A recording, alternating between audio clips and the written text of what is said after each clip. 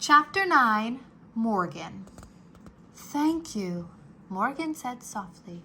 "You have freed me from the magician's spell." Jack just stared at her. "You were Peanut?" Annie said. Morgan nodded and smiled. "Really? You were with us all the time?" said Jack. "On all our missions?" Morgan nodded again.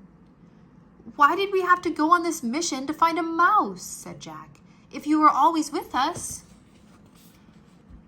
"To break the spell, we have to be on the moon," said Morgan. "You could have broken it the minute we arrived." "Oh, that's what you were trying to say," said Annie.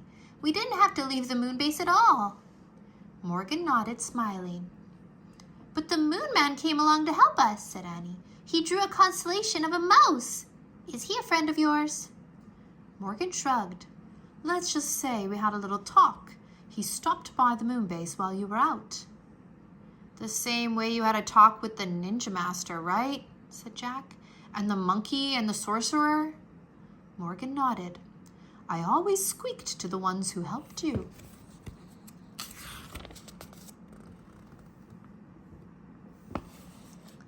"But how did they understand you? A mouse," said Jack. Morgan smiled again. "Certain wise ones understand the language of little creatures," she said. "I bet it was you who turned the pages of the book," said Annie, "to show us where to go next." Morgan nodded. "But who turned you into a mouse?" said Annie. Morgan frowned. "A certain person who likes to play tricks on me," she said. "His name is Merlin." "Merlin?" said Jack. "The greatest magician who ever lived?" Morgan sniffed. "He's not that great," she said. "He doesn't even know I have 2 brave friends who help me." "Us?"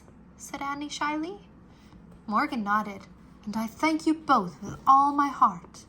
"You're welcome," said Jack and Annie. Morgan handed Annie the Pennsylvania book. "Are you ready to go home now?" she asked. "Yes," said Jack and Annie.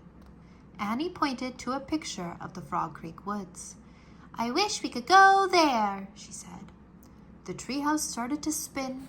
It spun faster and faster and faster.